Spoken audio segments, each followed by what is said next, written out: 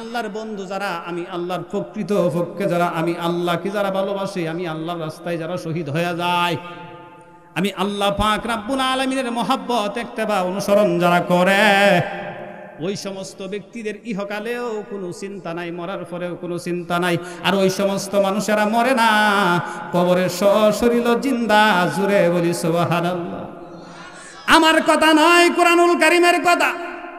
আপনি যদি বলেন আমি কোরআনুল কারীম মানি না, তাহলে আপনি হইল নাম্বার 1 দলিল ছাড়া কাফের। ঠিক না ঠিক? দলিল ছাড়া কি?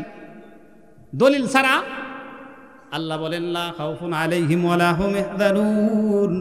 যারা আমি আল্লাহর রাস্তায় যারা শহীদ হইছে, আমি আল্লাহর ভালোবাসা মহব্বত নিয়ে যারা মৃত্যুবরণ করছি, কবরের মাধ্যমে আমি আল্লাহ তাদেরকে কানাপিনার পর্যন্ত ব্যবস্থা কইরা দিছি। জুনাইদ বুগদাদি রাহমাতুল্লাহি আলাইহি এই কথার জবাব দেওয়ার জন্য যেই মাত্র জানাজার মাঠে নিয়ে যাবে, এমন সময় জানাজার কার্য সবকিছু সম্পাদন করিয়া কবরস্থানের দিকে তখন নিয়ে যাওয়া হবে, জুনাইদ বুগদাদি রাহমাতুল্লাহি আলাইহি বৃদ্ধ মহিলার কাছে গিয়া বলে, ও বৃদ্ধ মা, তুমি তো জানতে চাইছিলা তোমার ছাগলের দাড়ির দাম বেশি না, আর আমি জুনাইদের দাড়ির দাম বেশি। ও বৃদ্ধ মা, শুনিয়া রাখো, তোমার ছাগলের মুখের দাড়ির চাইতে আমি জুনাইদের দাড়ির দাম বেশি। জুড়ে বলি সুবহানাল্লাহ। জুনাইদ বুগদাদি রাহমাতুল্লাহ আলাইহি জীবিত না মৃত? জুড়ে বলেন জীবিত না মৃত? শরীয়তের দৃষ্টিতে কিন্তু উনি মৃত, কিন্তু হাকিকতের দৃষ্টিতে উনি জীবিত। ঠিক না ঠিক? জুনাইদ বুগদাদি রাহমাতুল্লাহি আলাইহি ডাক দিয়ে বলেন, বৃদ্ধ মা, আপনার ছাগলের চাইতে আমার দাড়ির সম্মান এই জন্য বেশি, কারণ আমার মৃত্যুর সময় ইমানের সহিত হয়ে আছে। আর মৃত্যুর সময় যদি ইমানের সহিত মৃত্যু না হইতো, তাহলে আপনার ছাগলের দাড়ি থাকতো শ্রেষ্ঠ, আমার দাড়ির 2 পয়সার কোনো দাম ছিল না। তার মানে বোঝা যায় নামাজ পড়ার নাম ইমানদার নয়, রোজা রাখার নাম ইমানদার নয়। আমার নবী বলেন, লা ইউমিনু আহাদুকুম হাত্তা কুনা হাব্বা ইলাইহি মিন ওয়ালিদিহি ওয়া ওয়ালাদিহি ওয়ান নাসি আজমাইন। ততক্ষণ পর্যন্ত ইমানদার দাবি করতে পারবে না যতক্ষণ না পর্যন্ত মা হতে, বাবা হতে, ছেলে হতে, মেয়ে হতে, রাষ্ট্র হতে, নেতা হতে, অল কিছু থেকে সব কিছুর চাইতে দয়াল নবীকে যতক্ষণ না পর্যন্ত জীবনের চাইতে মহব্বত করতে না পারবে, ততক্ষণ পর্যন্ত ইমানদার দাবি করতে পারবে না। আশেক গোহন জিকিরে মহজাইয়া মোহন জিকির কর, আশেক গোহন জিকিরেতে আল্লাহ আল্লাহ জিকিরেতে আল্লাহ খুশি, জিকিরেতে আল্লাহ খুশি খুশি। নবী গোহন জিকির কর, ও হে আশেক গোহন মারহাবা। আল্লাহ আল্লাহ একসাথে, আরে মাতালো রে, আল্লাহ আল্লাহ আল্লাহ আল্লাহ আল্লাহ আল্লাহ।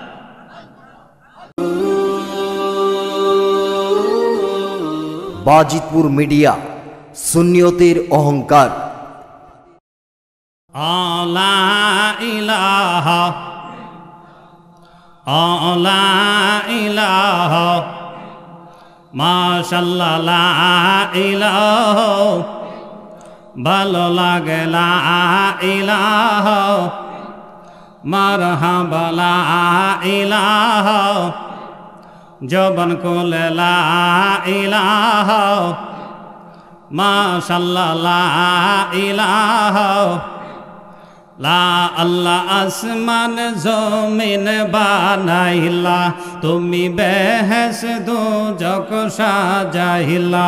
আল্লাহ আসমান জমিন বানাইলা, তুমি বেহেশত দোজখ সাজাইলা। জিন ইনসান বানাইলা তুমি, জিন ইনসান বানাইলা তুমি, নূর নবীজির ওসিলায়, লা ইলাহা লা ইলাহা লা ইলাহা লা ইলাহা লা ইলাহা লাহু লা ইলাহা লাহু লা ইলাহা লাহু লা ইলাহা। আইরে কত সুন্দর মদিনা, ঠিক না? আরে কত সুন্দর মদিনা, আহা যার নাই কোনো তুলনা। বললেন কত সুন্দর মদিনা, আহা যার নাই কোনো তুলনা। মনরে যতই বোঝাই বোঝে না, মনরে যতই বোঝাই বোঝে না। আইরে যাইতে চাই সোনার মদিনায়। লা ইলাহা লা ইলাহা লা ইলাহা লাহু লা ইলাহা লাহু লা ইলাহা লা ইলাহা ইল্লাল্লাহু মুহাম্মাদুর রাসূল। সকলে জবানগুলি খুলে পড়ি সাল্লাল্লাহু আলাইহি ওয়াসাল্লাম। একটু ইসমে জাতির জিকির হবে, সমস্যা আছে? নবীর আশেকের জন্য কোনো দলিলের প্রয়োজন হয় না। চিৎকার দিয়ে বলেন ঠিক না বেটি? ওই নবীর প্রেমিক যারা, তাদের দলিলের কোনো প্রয়োজন হয় না, ঠিক না বেটি? এর বড় দলিল কি জানেন? মনসুর হাল্লাস, ঠিক কি? এর দলিল হইল কি জানেন? প্রেমিকের যে কত দাম, আমার কথা বুঝেন?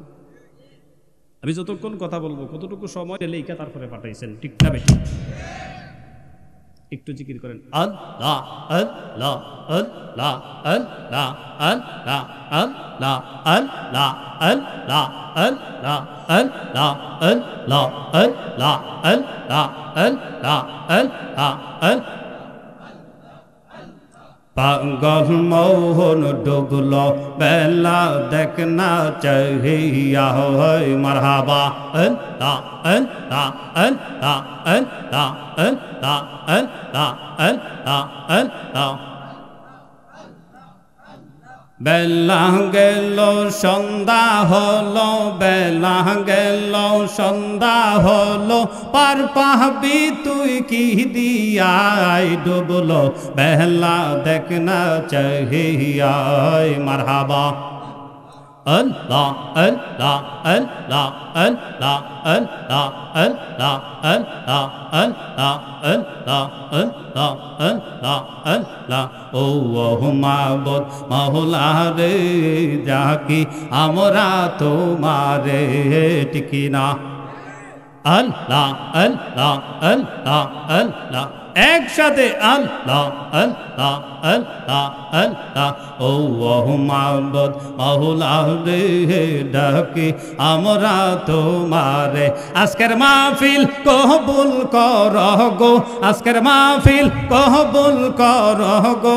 আইরে নূর নবীজি রসিলাই মারহাবা আল্লাহ আল্লাহ আল্লাহ আল্লাহ আল্লাহ আল্লাহ আল্লাহ আল্লাহ আল্লাহ। মা বন্দের হাসর কইর গো, আইরে মা বন্দের হাসর কইর গো। আইরে মা ফাতেমার সঙ্গে তেই মারহাবা আল্লাহ আল্লাহ আল্লাহ আল্লাহ আল্লাহ। যুবক বাইদের হাসর কইর রে, আইরে মুরব্বি বাজানদের হাসর কইর গো। আইরে আবু বকর সিদ্দিকের সাথে আল্লাহ আল্লাহ আল্লাহ আল্লাহ আল্লাহ আল্লাহ। জিকির মহজাইয়া মোহন, জিকির কর আশেক গোহন। জিকির মহজাইয়া মোহন, জিকির কর আশেক গোহর। যে কেহিরেতে আল্লাহ আল্লাহ, যে কেহিরেতে আল্লাহ খুশি, যে কেহিরেতে আল্লাহ খুশি খুশি। নবী গোহন জিকির কর ও হে আশেক গোহন মারহাবা আল্লাহ আল্লাহ একসাথে। আরে মাতালরে আল্লাহ আল্লাহ আল্লাহ আল্লাহ আল্লাহ আল্লাহ। লা ইলাহা ইল্লাল্লাহ মুহাম্মাদুর রাসূলুল্লাহ সাল্লাল্লাহু আলাইহি ওয়াসাল্লাম। বুঝছে না? বুঝছে না? বুঝছে না? আজকের মাহফিলে আসতে ফেরে বসতে ফেরে কে কে খুশি দুই হাত তুলে আল্লাহকে দেখায়। নারায়ে তাকবীর, নারায়ে রিসালাত, সুন্নি মহাসম্মেলন, ওলি আল্লাহর দুশ্মনেরা মিলাদ ক্যাম্প যেখানে, সুদ ঘুষ যেখানে, আমরা আছি সেখানে। জোরে বলি মারহাবা। চলবো তো কিছুক্ষণ, চলবো কতক্ষণ? মুসলমান ইমানদার ভাই আমার, গভীর মনোযোগ। কালামুল্লাহ শরীফ থেকে ছোট্ট একটা আয়াত কারিমা তেলাওয়াত করেছি। নবী করিম সাল্লাল্লাহু আলাইহি ওয়াসাল্লামের অসংখ্য গণিত হাদিস থেকে ছোট্ট একটি হাদিস তেলাওয়াত করেছি। আল্লাহ পাক রব্বুল আলামিন আমাকে বলার, আপনাদেরকে আমলিয়তের নেওতে শোনার এবং ধৈর্য ধারণ করার তৌফিক যদি মহান মালিক করা দেয়, আর মদিনাওয়ালার নবীর উসিলায় যদি আমার আল্লাহ পাক রব্বুল আলামিন আজকের মাহফিলকে উসিলা বানাইয়া জান্নাতের সার্টিফিকেট দিতে পারে কি পারে না? মুসলমান ইমানদার ভাইয়ার আমার, গভীর মনোযোগ, দিলের খান্দে শোনেন। দুনিয়াতে আইসা রঙের গোড়া তো আর কম দৌড়ান নাই।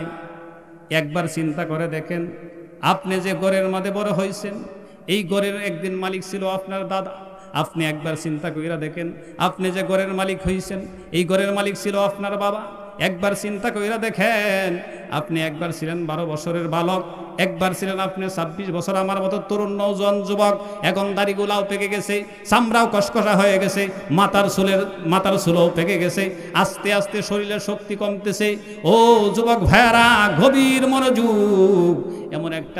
এমন একটা জগতের মাধ্যমে আমরা আসছি, যে জগতে আসার পরে আসার সিরিয়াল আছে, যাওয়ার কোনো সিরিয়াল নাই।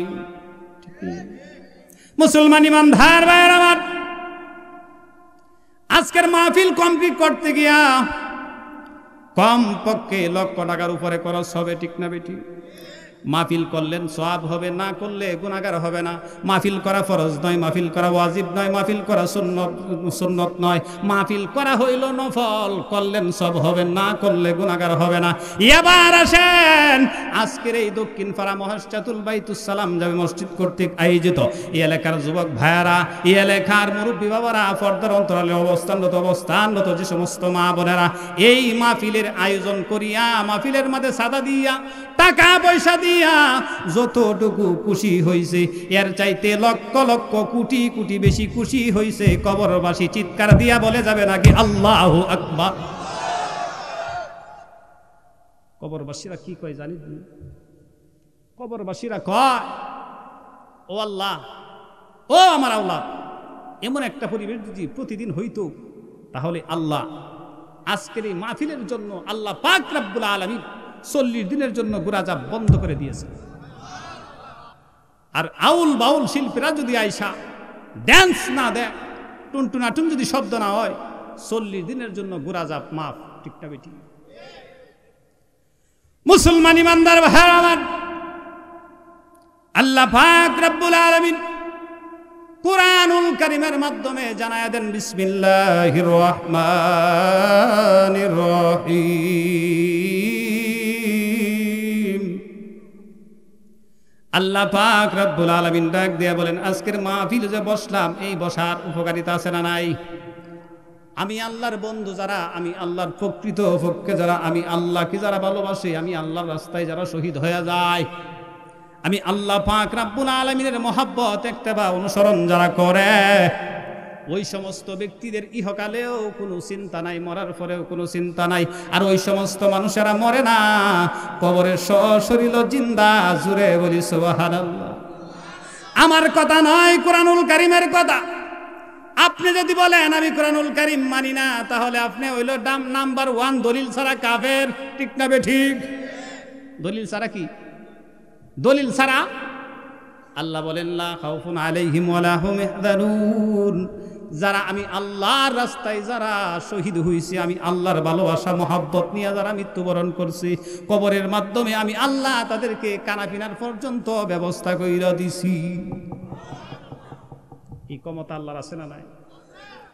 আল্লাহ পাক রব্বুল আলামিন যদি গোটা বিশ্বের সকল মানুষকে আল্লাহ জান্নাতে দেয়া দেয়, কারো কাছে জবাবদিহি করতে হবে? জোরে বলেন, জবাবদিহি করতে হবে, কারো কাছে কৈফিয়ত দিতে হবে? আল্লাহ তো রহমান, আপনার আল্লাহ তো রহিম, ঠিক না ঠিক? মুসলমান ইমানদার ভাইয়ের আমার, আজকে আমরা যে মাহফিলের মাঝে বসলাম, এই মাহফিল হইতো না, আমার মাথার পাক দিয়ে উঠতো না, আমার মুখের মাঝে দাড়ি হইতো না, আমার গায়ের মাঝে লম্বা জুব্বা হইতো না। এই জুব্বা, এই টুপি, এই দাড়ি আনছে বাবা শাহজালাল, ঠিক না বেটি? মসজিদের আগে আইছে শাহজালাল, ঠিক? মাদ্রাসার আগে আইছে আমাদের নেত্রকোনা মদন তারা থানার মাঝে শুয়ে আছে শাহ সুলতান কমরউদ্দিন রুমি। কথা কয় না? আপনার ভিতরে কি ভয় কাজ করতেছে? কেডা কেডা ভয় পাইতেছে না? তুমি ভয় কাজ করতেছে? আরে আল্লাহ তো কোরআনে কইছে ইত্তাকুল্লাহ, আমি আল্লাহরে ভয় করো, ঠিক না বেঠে? এই নিয়ে যে ব্যক্তি আল্লাহকে ভয় করে, এই ব্যক্তি দুনিয়ার কোনো মানুষ এই ব্যক্তির ক্ষতি করতে পারে? এই ক্ষমতা আছে? আল্লাহ তো কইছে আমারে ভয় করার মতো যারা ভয় করবা তোমাদের জন্য না যা। জুড়ে বলি সুবহানাল্লাহ। মাদ্রাসার আগে আসলো মসজিদ, মসজিদের আগে আইছে বাবা শাহজালাল, ঠিক নেই? মসজিদের আগে আইছে কানকা, ঠিক না বেটি? মসজিদের আগে আইছে কানকা, কানকার আগে আইছে বাবা শাহজালাল, শাহ সুলতান, শাহপরান, ঠিক না বেটি? আরে ওনারা আসছে বিদায় দাড়ি হয়েছে, ওনারা আসছে বিদায় মসজিদ হয়েছে, ওনারা আসছে বিদায় মাদ্রাসা হয়েছে, ওনারা আসার কারণে আমি টুপি হয়েছে, দাড়ি রাখছি, লম্বা জুব্বা পরছি। আজকের এই মহেশখাতুল দক্ষিণ পাড়া সুন্নি মহাসম্মেলন হয়েছে, ঠিক না বেটি? আল্লাহর ওলি শাহজালাল যদি না হইতো ইসলামী মহাসম্মেলন হইতো না, আল্লাহর ওলি শাহজালাল যদি না হইতো আজকের এই দিন হইতো না, আমরা এত সুন্দর পরিবেশ কইরা বসতে পারতাম না, ঠিক না বেটি? মুসলমান ইমানদার ভাইয়ের আমার, আল্লাহ পাক রব্বুল আলামিনের ওলিরা এই জগতে যারা আসছে সমস্ত ওলিদেরকে আল্লাহ পাক রব্বুল আলামিন ডাক দিয়ে বলেন তাদের কোনো ভয় নাই, তাদের কোনো চিন্তা নাই, তাদের কোনো পেরেশানি নাই। এই জন্য আল্লাহর এক ওলি হযরতে জুনাইদ বাগদাদী রাহমাতুল্লাহি আলাইহি, উনি একদিনের বক্তবৃন্দ নিয়া ওনার মুরিদদেরকে নিয়া বাজারের দিকে যাইতেছেন, বাজারের দিকে যাইতেছেন, বাজারের দিকে যাইতে যাইতে যাইতে যাইতে হঠাৎ করে এক মহিলা লোকের সাথে সাক্ষাৎ হয়ে গেল।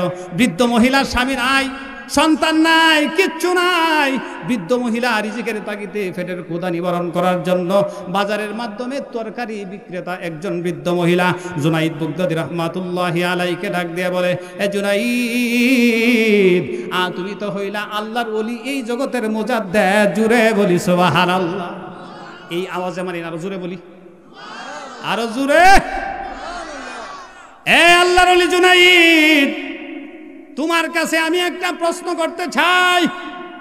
ও জুনাইদ, তুমি বলো, তোমার মুখের মাঝে দাড়ি আছে, এমন দাড়ি আমার বাড়িতে একটা ছাগল আছে, ছাগলের মুখের মাঝেও দাড়ি আছে।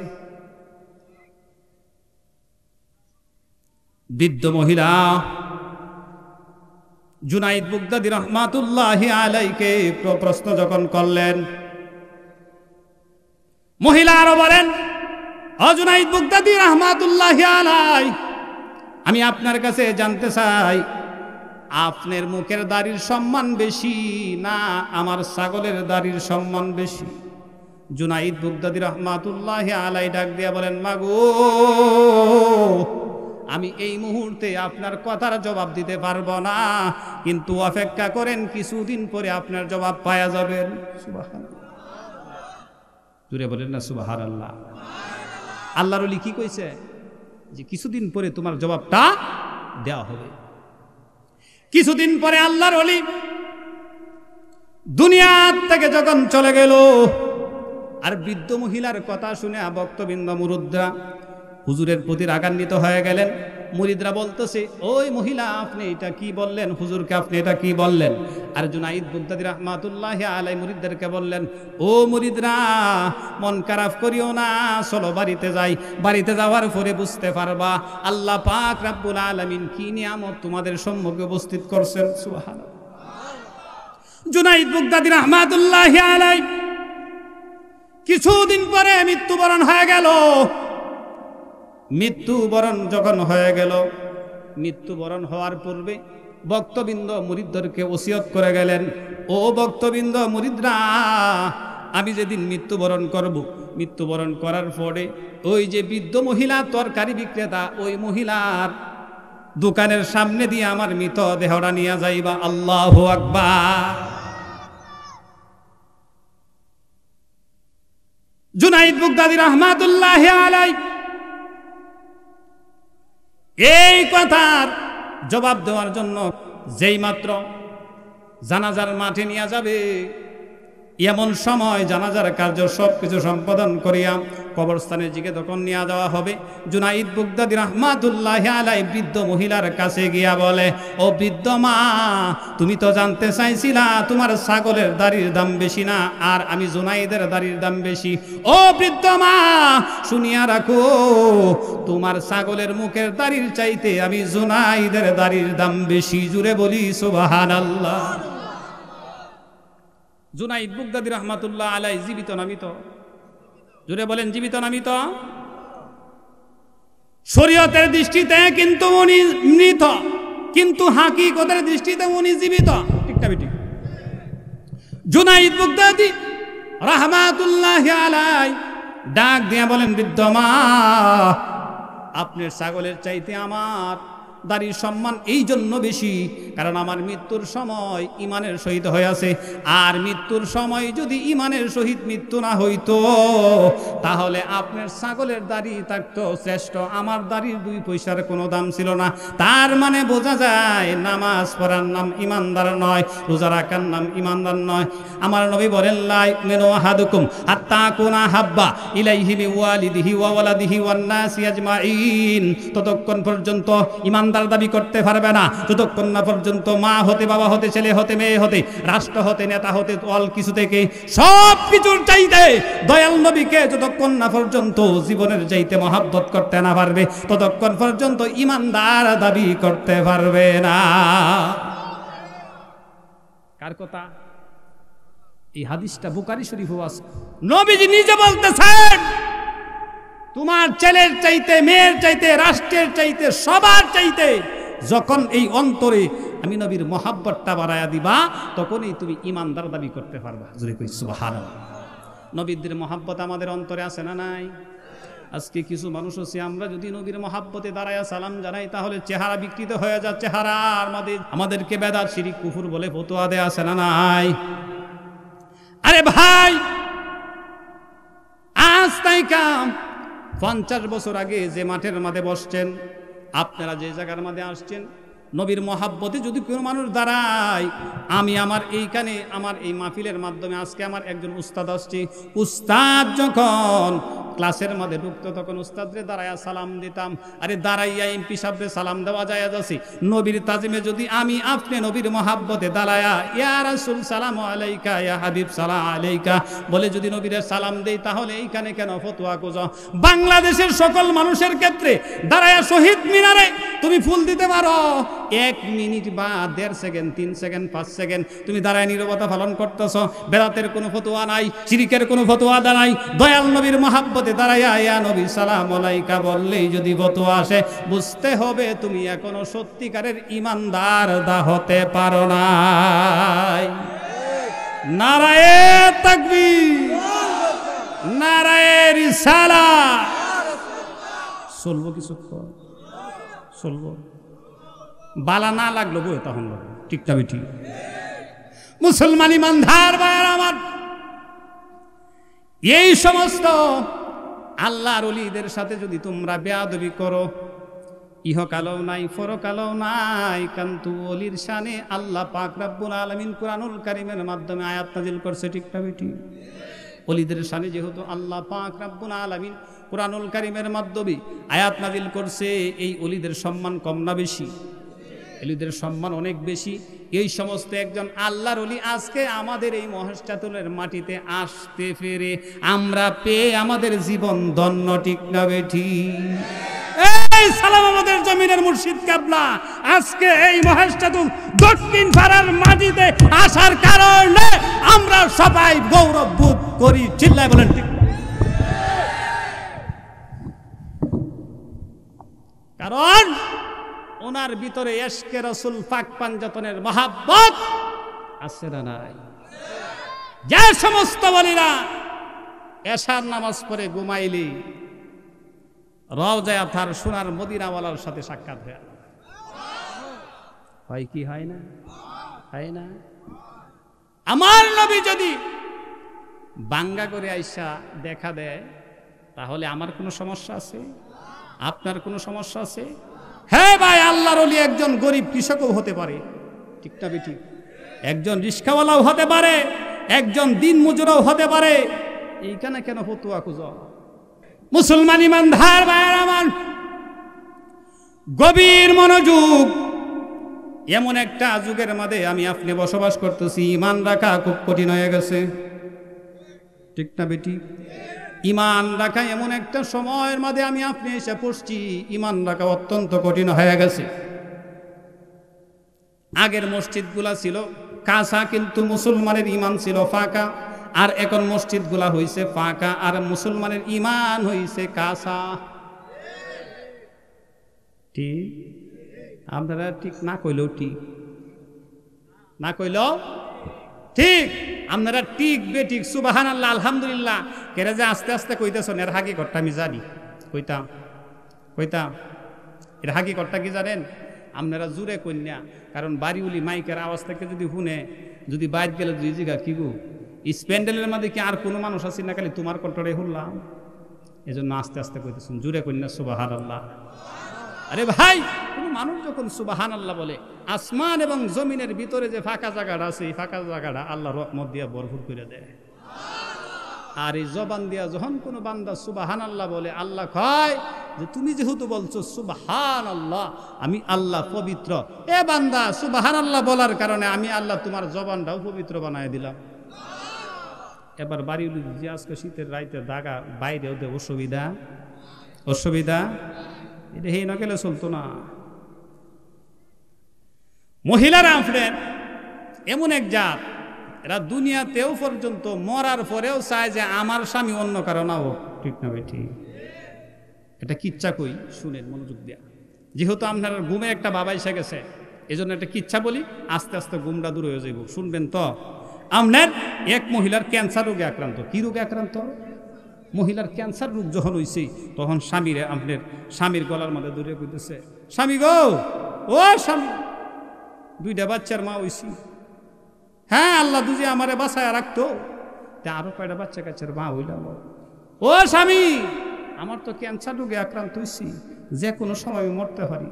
স্বামী গো, আমি যদি মরি তুমি আর বেশাদি কইরো না, তুমি আর বেশাদি করো না। স্বামী কইতেছে, আরে বাচ্চার মা, তুমি যে কিতা খাও, যতদিন পর্যন্ত তোমার কবরের মাটি না শুহাইব, এই পর্যন্ত আমি বেশাদি করতাম। কই সর্বনাশ করছে, তুমি আমার অত ভালোবাসো? বাড়িউলি বুকের মধ্যে জড়ায় বলে, আই লাভ ইউ। আর স্বামী কো, I love you too too.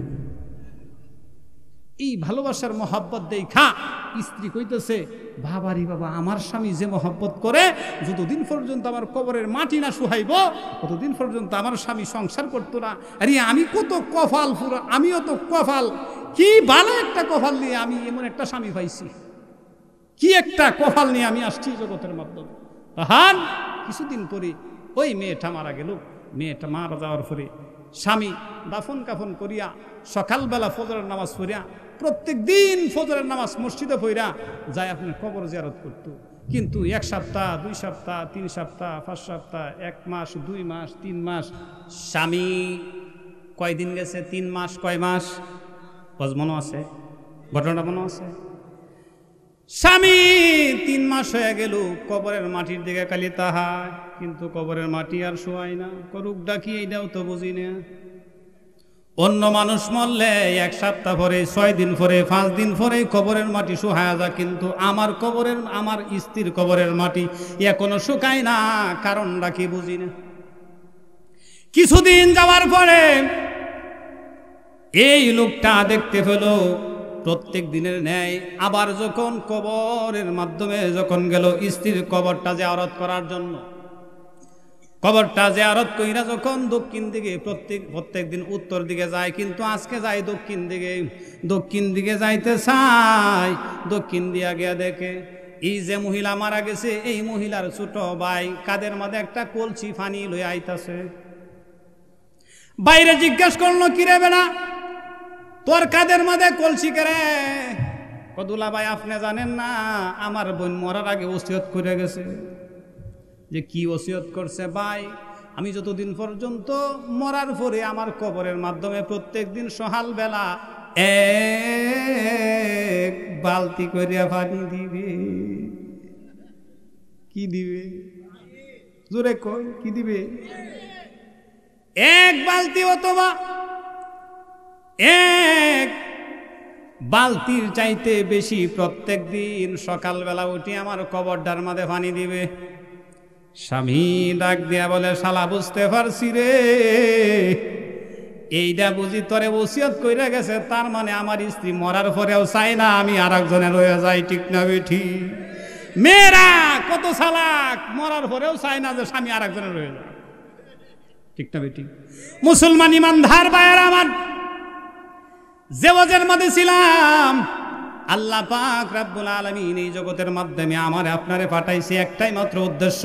এই মুহূর্তে আমি আপনি সকল মানুষ যদি আল্লাহ পাক রব্বুল আলামিনকে প্রশ্ন করি, ও মহান মালিক আল্লাহ, আপনি আমাদেরকে কিসের জন্য বানাইছেন? কোন মহাব্বতে বানাইছেন? কি জন্য এই জগতের মাধ্যমে পাঠাইছেন? ওগো আল্লাহ, আপনি কি আমাদেরকে বানাইছেন বাড়িঘর বানাইয়া, ব্যবসা বাণিজ্য কইরা, রাস্তাঘাট দিয়া হাইটা, বাড়িঘর বানাইয়া স্ত্রী সন্তান নিয়ে সুখ শান্তি দেখাবার জন্য? আল্লাহ পাক রব্বুল আলামিনকে প্রশ্ন করতে দেরি, কুরআনুল কারীম উত্তর দিতে দেরি নাই। আল্লাহ পাক রব্বুল আলামিন ডাক দেন, ওয়া মা খালাকুতুল জিন্না ওয়াল ইনসা ইল্লা লিয়াবুদুন। আল্লাহ পাক রব্বুল আলামিন বলেন, জগতের মাধ্যমে আমি 2টা জাতিরে বানাইছি, জিন এবং ইনসান। এই 2টা জাতিরে বানাইছি শুধু আমি আল্লাহর গোলামি করব, আমি আল্লাহর গোলামি করব, আমি আল্লাহর গোলামিটা তখনই হয়ে যাব দুনিয়ার কাজ শেষ করতে গিয়া, যখন আমি আল্লাহ পাক রব্বুল আলামিনের দরবারে এসে একটা সেজদা দিব। আরে ভাই, আজকে মাহফিলে আসছেন, অনেক নেকের অংশীদার হইবেন, কিন্তু গতকালকে যারা জোহর পড়েন নাই, আসর পড়েন নাই, মাগরিব পড়েন নাই, আশার পড়েন নাই, আজকেও যারা আশার নামাজ পড়েন নাই, বক্তার ওয়াজ শোনার জন্য, বক্তার কণ্ঠ থেকে ভালো কিছু শোনার জন্য, মহাব্বত নিয়ে সুরলা কণ্ঠ শোনার জন্য আসছেন। ও ভাই, আল্লাহ পাক রব্বুল আলামিনের দরবারে আসছেন, অনেক সব হবে, গুনাহ মাফ হবে। যতক্ষণ বৈশা থাকবেন আপনার আমল নামায় কোনো গুনাহ লিখা হবে না, শুধু সব দিয়ে আল্লাহ ভরপুর কইরা রাখব। কিন্তু গতকালকেও যারা জোহর, আসর, মাগরিব, এশা, ফজর, আজকেও যারা ফজর, জোহর, আসর, মাগরিব, এশা নামাজ পড়েন নাই, আল্লাহর কাঠগড়ায় জবাবদিহি করতে হবে, কি হবে না? আওয়াজটা বস্ত হইছে কেন জানি, কারণ এখন যে নিজের গায়ে পড়তেছে, বুঝেন না মনে কথা, এখন যে নিজের উপরে পড়তেছে, এই জন্য আওয়াজটা কমেছে। মুসলমান ইমানদার ভাইয়ের আমার, আপনি আওয়ামী লীগ করেন অসুবিধা নাই, বিএনপি করেন অসুবিধা নাই, তাল গাছ নিয়ে নাচানাচি করেন অসুবিধা নাই, জাতীয় পার্টি করেন অসুবিধা নাই, হাত পাকার মধ্যে ভোট দেন অসুবিধা নাই, আওয়ামী লীগ করেন অসুবিধা নাই, জাতীয় পার্টি করেন অসুবিধা নাই, কে কোন দল করেন অসুবিধা নাই, আমার জানারও কোনো দরকার নাই। কিন্তু আমরা সকলে এক আল্লাহর বান্দা, এক নবীর উম্মত, কথা কি ঠিক না বেঠি? এরপরে আমরা যেহেতু এক আল্লাহর বান্দা, এক নবীর উম্মত, এই নবীকে কতটুকু ভালোবাসতে হবে, কতটুকু ভালোবাসলে আপনি নবীর প্রেমিক হতে পারবেন, আশেকে রাসূল দাবি করতে পারবেন, এটার একটাই মাত্র উদাহরণ আমি আপনাদেরকে দিচ্ছি। রাসূল আকরাম সাল্লাল্লাহু আলাইহি ওয়াসাল্লামের হিজরতের সঙ্গী আবু বকর সিদ্দিক রাদিয়াল্লাহু তাআলা আনহু নবীকে ভালো জীবনের চাইতে বেশি বাসছেন না কম? জোরে বলেন, কম না বেশি? ওয়াসকরণী পাগলার নাম আপনারা শুনছেন নি? জোরে বলেন, শুনছেন নি? অস্করণী ছিল একজন মজ্জুব পাগল, কিন্তু উনি নবীকে খুব মহব্বত করত। প্রেমের দাম আছে না নাই? আরে নবীর প্রেমিকারা দিশে হারা মরণের ভয় করে না, প্রেম তো মরে না, ঠিক না বেঠি?